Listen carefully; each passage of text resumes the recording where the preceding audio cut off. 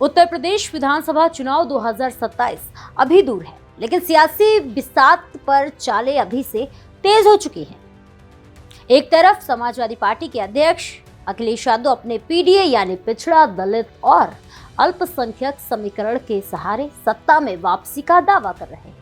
वहीं दूसरी ओर एआईएमआईएम प्रमुख असदुद्दीन ओवैसी ने ऐसी चुनावी रणनीति अपनाई है जिसने यूपी की राजनीति में नई बहस छेड़ दी है। आखिर क्या है ओवैसी की ये क्रोनोलॉजी?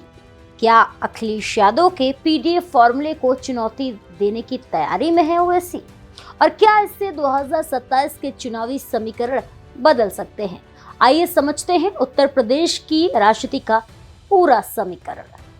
नमस्कार, मैं प्रेयसी पांडे और आप देख रहे हैं भारत एक्सप्रेस।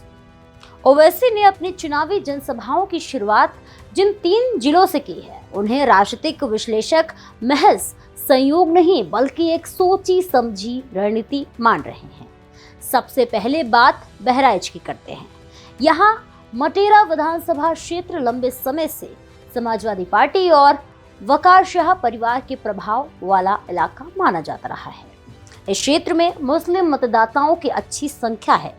ऐसे में यहाँ बड़ी रैली करके ओवैसी ने साफ संकेत दिया है कि वे समाजवादी पार्टी के पारंपरिक वोट बैंक में अपनी जगह बनाने की कोशिश करेंगे। अब आते हैं बिजनौर पर।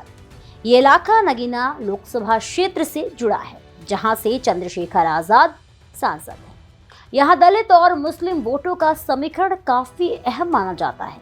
ऐसे में बिजनौर में रैली करके ओवैसी ने ये संदेश देने की कोशिश की है कि उनकी राजनीति केवल मुस्लिम वोटों तक सीमित नहीं, बल्कि वे उन इलाकों में भी अपनी मौजूदगी दर्ज कराना चाहते हैं जहां दलित मुस्लिम समीकरण प्रभावी माना जाता है।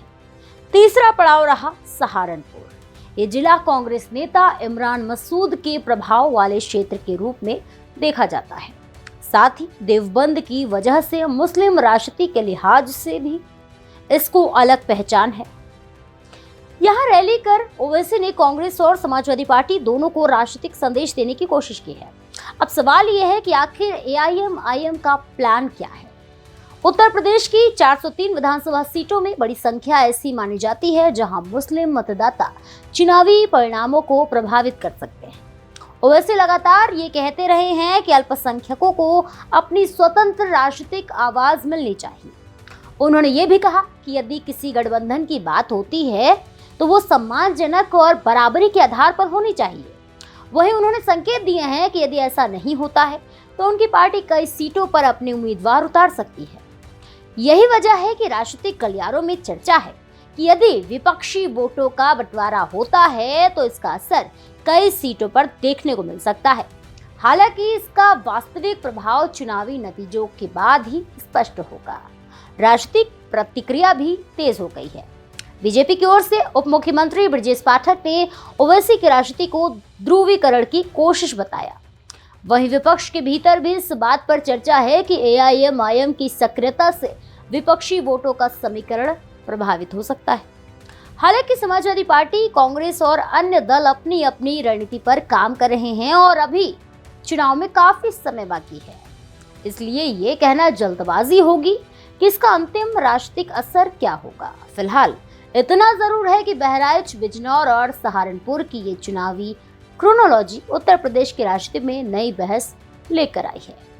क्या ओवैसी अखिलेश यादव के पीडीए समीकरण को चुनौती दे पाएंगे? क्या विपक्षी वोटों का नया गणित बनेगा या बिगड़ेगा? और क्या 2027 का चुनाव पहले से ज्यादा दिलचस्प होने वाला है? इन सभी सवालों के जवाब आने वाले महीनों में प्रदेश की राजनीति तय करेगी। फिलहाल इस खबर में इतना ही। ऐसे ही और भी तमाम खबरों को देखने के लिए जुड़े रहिए मेरे साथ भारत एक्सप्रेस पर।